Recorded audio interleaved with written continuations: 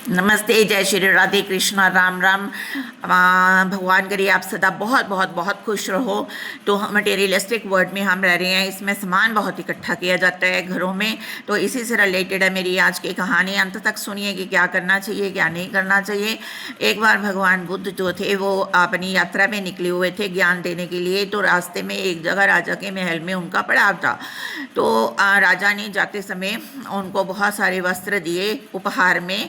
तो उसके बाद वो जब महल से आगे जाने लगे तब भगवान बुद्ध जो थे वो थोड़ी चिंता में आ गए।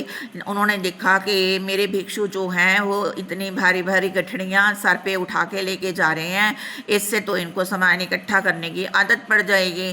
तो उन्होंने सोचा कि इनको कुछ समझाया जाए।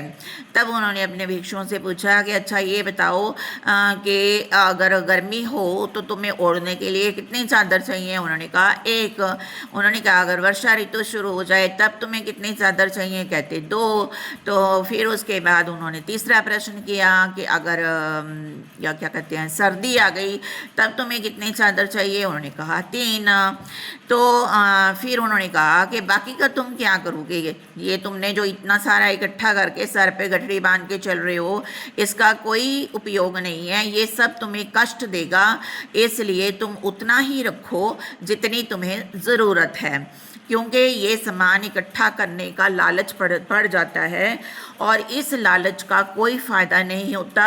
हमारे मन को अशांति मिलती है और जाते समय तो किसी ने कुछ साथ में लेके जाना नहीं है, तो इसलिए उतना ही इकट्ठा करिए जितना हमें ज़रूरत है, ठीक है ना। तो उससे आप जो है अपना मन भी शांत रहेगा और उससे वेस्टेज भी नहीं होगा पैसे का।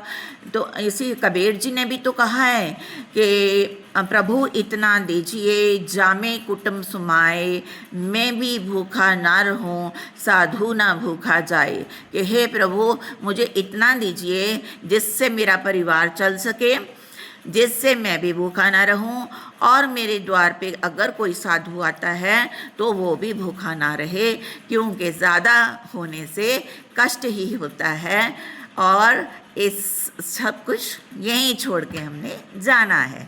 धन्यवाद। God bless you. लेखक Manish Ram Sharma Acharya. Like share and subscribe it.